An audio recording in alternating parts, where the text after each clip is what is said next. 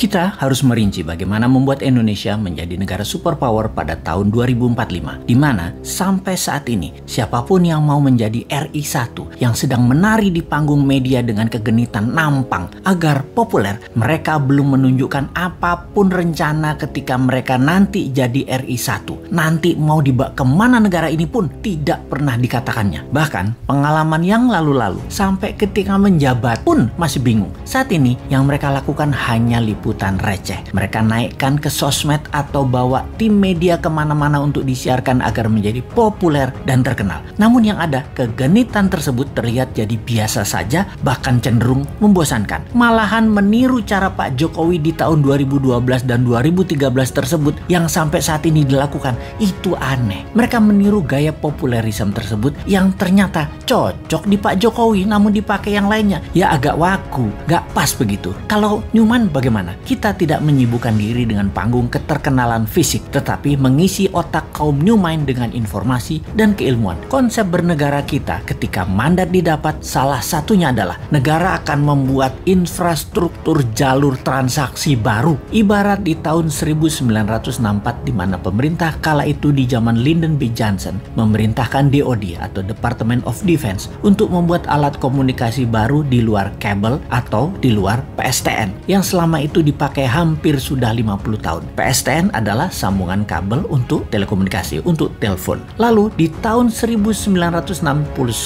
lahirlah yang namanya internet, dan di tahun 90-an masa jayanya isinya internet. Hingga saat ini internet menjadi alat komunikasi dan transfer data utama dunia. Sama, dulu kita infrastrukturnya perbankan, kredit card, ATM untuk menyalurkan uang beredar. Kedepan kita akan membuat infrastruktur transaksi perpindahan aset digital emas, yang mana emas fisiknya ada di Nusantara Metal Bank, semacam lembaga di Swiss yang terkenal yaitu Swiss Metal Bank, bank metal milik Swiss yang isinya logam berharga, noble metal atau PGM, precious group metal, ditabung disimpan sebagai underlying mata uang Swiss. Sekarang dengan digital teknologi tak perlu lagi menerbitkan mata uang, pindahkan saja ke emas atau PGM ke sesama akun tadi, maka transaksi berbasis logam mulia bisa dilakukan. Itulah muasalnya dinaran, di mana jika kita dapat nanti dinaran akan dilepas oleh Bosman menjadi milik negara Nusantara. Pakailah dinaran sebagai kastodian Bank Metal Nusantara dan alat tukar transaksi terpercaya di seluruh Indonesia. 1 tahun sejak Newman pegang mandat, sejak tahun 2025, maka dinaran menjadi instrumen metal transaction. Ditarget dalam 5 tahun 70% transaksi di Indonesia pakai emas, dan 5 tahun berikutnya 70% transaksi ASEAN memakai emas. Dalam 10 tahun ASEAN dan 30% dunia pakai emas transaksinya. Itulah di tahun 2035. 10 tahun kemudian atau 2045, 60% transaksi dunia pakai emas berunderlying Nusantara Metal Bank. Di backup pasal 33 Undang-Undang 45, semua harta sumber daya alam dikuasai negara dan dipakai untuk kepentingan rakyat Indonesia awalnya dan untuk kepentingan rakyat dunia